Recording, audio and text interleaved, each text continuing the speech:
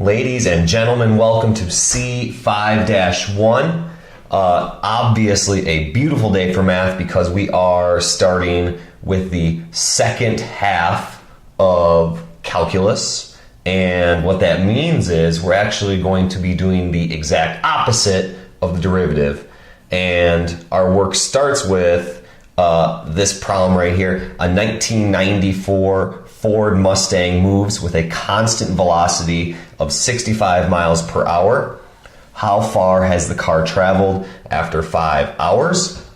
So conceptually, we already know that if we're going 65 miles per hour for 5 hours, we would be traveling 325 miles. So conceptually, that's an easy problem. I want to kind of consider this problem graphically. And we know we have the velocity function. That means v equals 65. So I can sketch a little graphy poo of that. So we know the velocity is consistently 65 miles per hour. So we got a horizontal line for 65. And we're supposed to figure out how far has the car traveled after 5 hours. So boom, boom, boom, boom. 5 hours there. And if we look at the region formed between the curve and the x-axis, we have a rectangle. And if we find the area of that region between the curve and the x-axis, we would have 65 and then the units miles per hour, and then times 5 hours, because here the units is miles per hour, here the units is hours, and when we multiply those we get 325, just like we kind of knew it was going to happen here. And then the units cancel, the h and the h cancel, and we're left with 325 miles. So if we know the velocity curve, we know the velocity equation, the area formed between the velocity equation and the x-axis is the total distance traveled. And I'm just going to leave that at that. But again, we're kind of moving towards the opposite of the derivative. All right, number 2. Number 1, we were able to find the exact area between the curve and the x-axis because, let me just circle my answer there, because this is a rectangle and that's a geometric shape that we can easily find the area of. If we have a curve with some sort of concavity and changing slope, we would not be able to use geometry. So we're going to estimate the area between the curve and the x-axis using rectangles. So I'm going to sketch the curve, and we're looking at the area under the curve of y equals x squared on this interval from 0 to 3. So 1, 2, 3, which means we have to go up to 9. 2, 3, 4, 5, 6, 7, 8, 9. So I'm just going to draw a little sketch. Let's see, 2, 3, 4, 3, 9. So there is our familiar parabola. And we're going to estimate the area between the curve and the x-axis on this interval from 0 to 3 using sub-intervals of 1. And we'll notice that's a convenient choice. The full interval is 3, and then the sub-interval is 1, so we have rectangles with a width of 1. So that's pretty convenient. And let's see, we're going to use LRAM first. And what that means is we look at each sub-interval, and we're going from 0 to 3, so that's the full interval. So the first sub-interval goes from 0 to 1. And if we're doing LRAM, that means we look at the left endpoint of the sub-interval. So that would be at 0. So the height of the rectangle is determined by the y value at that point. So since the y value at the left end point of the sub-interval is 0, the height is 0. The next sub-interval goes from 1 to 2. So the left endpoint is at 1. So the height of that next rectangle is 1. And the final sub-interval goes from 2 to 3. And the left endpoint is at 2. So that determines the height of the rectangle. And we can see those rectangles are wedged underneath the curve. So we would estimate the area by finding the area of each of these rectangles and then adding them up. So let's see, the area of this one, the width of the rectangle is 1 and the height is 0. And then the width of the rectangle again is 1 and the height is 1. And then the width of the rectangle is 1 and then the height is 4. So if I add that all up, 0 plus 1 plus 4, that would be 5 units squared. And we can see that's definitely an underestimation because look at all this area that we forgot to, or that we neglected to add. Next up, we're going to do RRAM. So I will need another graph. Again, going from 0 to 3. 1, 2, 3, 4, 5, 6, 7, 8, 9. So again, there's my parabola. But in this case now we're using RRAM. So we look for the right endpoint. So the right endpoint is here at 1. So that's the height of the rectangle. And then the right endpoint is here at 2. So right there, that y value determines the height of the rectangle. And then the next subinterval, the right endpoint is at 3. So that determines the height of the rectangle. So boom, there are our right endpoint rectangles. So to find the area, again, we have a width of 1 and the height is 1 on that first rectangle, plus the width of that rectangle is 1 and the height is 4. So 1 times 4. And then the width of the rectangle there is 1 and the height is 9. So add that all up. 1 plus 9 plus 4, 14 units squared. So there we definitely have an overestimation because look at all that extra area that we added on. And finally, we'll do MRAM. So again, we need a sketchy poo. So 1, 2, 3. 1, 2, 3, 4, 5, 6, 7, 8, 9. 3, 4, 9. So in this case, we need the midpoint of each subinterval. So the first subinterval goes from 0 to 1, so the midpoint would be at 0.5. And then the next subinterval goes from 1 to 2, so the midpoint would be at 1.5. And then the next subinterval is from 2 to 3, so the midpoint would be at 2.5.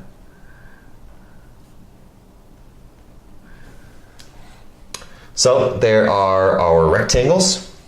And this one's a little trickier because we now need to know what is the y value at 0.5. So the curve that we're using is y equals x squared. So I really need to know if the x value is 0.5, I need to square that. That's the y value. And then I'm going to need to know the y value at 1.5. So, and then the curve is 1.5, is 0.5 squared, so 1.5 squared, so the bam. And then similar logic, I'm going to need, I'm going to need, oh my gosh, 1.5, 1.5, 2.5 squared. So here are the y values that I need to determine the heights of my rectangles. So the width of that first rectangle is 1, and the height is 0.5 squared because that's the y value. So that's 0.25 plus 1 times, and then the height at 1.5 is 2.25. And then The width of the next rectangle is 1, and the height is the y value at 2.5, which is 6.25. So that area equals, and if I add that all up, 8.75 units squared. Boom. So LRAM, RRAM, MRAM, and depending on the concavity and the increasing, decreasing nature of the curve, LRAM, RRAM, and MRAM will either be underestimates and overestimates. So here we have a graphical interpretation. On page 2, we're going to do the exact same thing. However, we'll notice that this is a much more difficult curve to consider. So instead of graphing it and visually inspecting the rectangles, I'm going to do this using a table. And I'm just going to generate a table of values and then calculate from there. So we'll notice that we have the same interval from 0 to 3. So in order to calculate that, I'm going to go to my previous example. And on the interval 0 to 3, number 2 is the same thing. So I needed to know the y value at 0, 1, and 2 for LRAM. And I needed to know the y value at x values of 1, 2, and 3. And then I also needed to know the y value at the x values of 0.5, 1.5, and 2.5. So for this problem, number 3, since we're not doing it graphically, I'm going to generate a table of y values for x values of 0, 0.5, 1, 1.5, 2, 2.5, 3. Because that's what I needed on this problem right here. I need to know the y values at 0, 1, and 2, 1, 2, and 3, and 0.5, 1.5, and 2.5. So since I know I'm going to need all of those, I'm just going to throw all those down, get all my ingredients together, and then do the calculations. So I'm going to type in the curve x squared sine of x. Make sure I'm in radian. And then I'm going to go to table set and ask. And then I need these x values, I need these y values at 0.5, 1, 1.5, 2, 2.5, 3. So I'm going to use all of those to calculate the area of my rectangle. So let's see, let me get that out of the way. So 0, let's see, 0.120, 0.841, 2.244, 2 is 3.637, 2.5 is 3.741, and 3 is 1.270. And notice how I'm going to 3 decimal places. That's the AP standard. So now I have all of my y values. So now it's just a matter of choosing the right one to generate my LRAM, MRAM, and RRAM. So LRAM is left endpoint. And to be sure, just so I guess I forgot to talk about this, LRAM stands for left endpoint rectangular approximation method. So as you can see, that's why we condense it to LRAM, RRAM, and MRAM. So LRAM, again, the full subinterval goes from 0 to 3, and then we break it up into smaller subintervals, and the convenient choice is subintervals of length of 1. So my first subinterval would be from 0 to 1, and since we're doing left endpoint, the left endpoint would be at 0. So the width of the rectangle is 1, just like the previous example. But then the height of this rectangle is at the left endpoint, which is 0.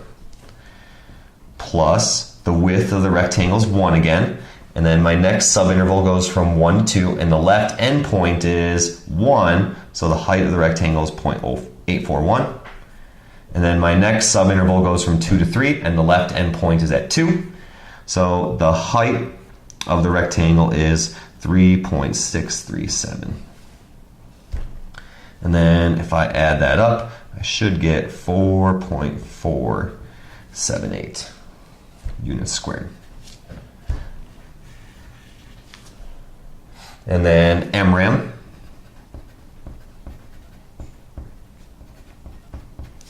So the first subinterval goes from 0 to 1. The midpoint is at 0.5. So again, the height of the width of the rectangle is 1, and the height of the rectangle is 0.12. The next subinterval goes from 1 to 2. The midpoint is at 1.5. So the width of the rectangle is 1, and the height is 2.244. And then the final subinterval goes from 2 to 3, and the midpoint would be at 2.5. So the width of the rectangle is 1, and the height is 3.741. And then if I add together those areas of those rectangles, that would be 6.105 units squared.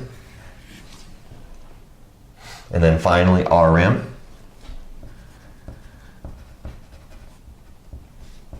So the area equals, so the first subinterval goes from 0 to 1. The right endpoint would be at 1.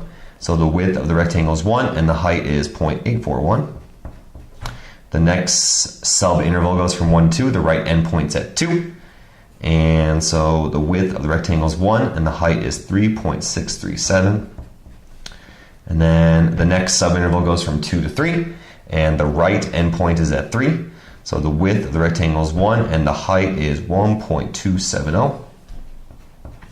So now I can add together those areas, and I would get an area of 5.748 units squared. Boom. So there is our 3 calculations: LRAM, MRAM, and RRAM. And again, they each have their redeeming qualities. If you're trying to get a good approximation, sometimes it's a good idea to add together your 3 approximations and then average them, and that'll do a pretty good job of estimating. But you should know we are shooting towards finding the exact area, and we'll talk about that next time. Again, you might guess we have only 3 rectangles here. If we went towards more and more rectangles, that would do a better job of approximating the area. Again, 3 rectangles. If we shrunk these rectangles down, these over approximations and under approximations would shrink, and we would end up finding the exact area. And that's what we're shooting towards. One more problem. Page 3. We are going to estimate the volume of a sphere of radius 4. And how we're going to do that is we need to quantify the sphere. And really, a sphere is a circle that has been spun around to create that 3-dimensional shape. So we actually know the equation of a circle is x squared plus y squared, and if it's the radius 4, it is 4 squared, radius squared. So that's the equation of a circle. And if we imagine that circle being spun around, I'm just going to get my curve down here. Equation of a circle. So, ooh, that's a nice looking circle. So again, if we had a circle and we spun it around and rotated it, that would spin around and create the sphere that we're looking for. So, since we know the equation of a circle is this, that's how we're going to quantify, and that's how we're going to connect the math to approximating the area. So, the equation of a circle is this, but if we solve it for y, it's y equals plus or minus the square root of 16 minus x squared. So we're going to use that to kind of connect the equation of the circle and therefore the sphere, and then use that to actually approximate the calculations. And we're going to do something similar like how we did rectangles on problem 2 and 3. So in order to estimate a volume of a three-dimensional shape, we're going to use cylinders. And for no good reason, I'm going to use left endpoint cylinders. So again, we have this full interval going from -4 to 4. So that's 8 subintervals, and the convenient choice would be to make those subintervals of 1, so therefore 8 subintervals. So the first subinterval, if we do left endpoint, the left endpoint would be here at -4, and there'd be no cylinder there. The next subinterval would be from -3 to -2. The left endpoint would be here at -3. So that is what determines the radius of our cylinder. Let me fill that in to explain why.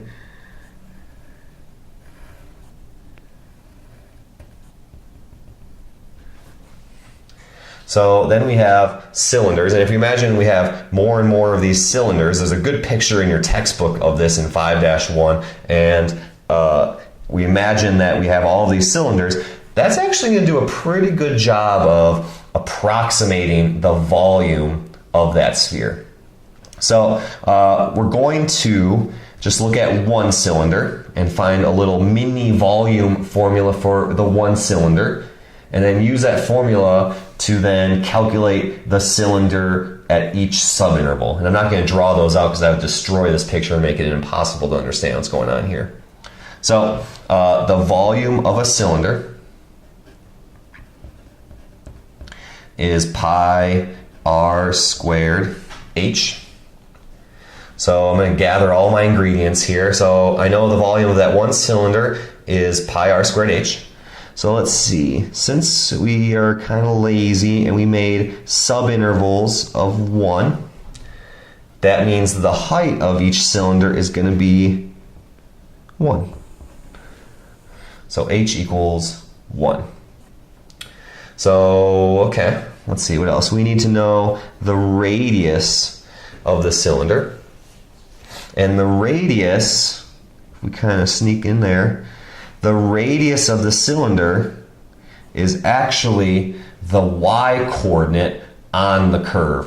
Y equals the square root of 16 minus x squared. So here we have a point on the curve. The y value is the radius. The y value is the radius of our cylinder. So the radius equals y, which equals that equation right here, square root of 16 minus x squared. So we actually have all our ingredients really ready to go. So the volume of a cylinder is equal to pi, and then the radius of the cylinder that we just determined is the y value. So radius equals y, but then more specifically it equals the square root of 16 minus x squared. So then it's radius squared. And then the height is 1. So that is a formula for each cylinder throughout this interval. And I'm going to clean it up. So the volume of the cylinder equals pi, and then I can square that square root, so it's 16 minus x squared. And then times 1, which is just stupid. So the volume of each cylinder is going to be that. And again, it's the x value that determines the height of the radius of each cylinder. So let's start figuring out this volume. So the volume of the sphere is approximately, make sure I put those approximations in there.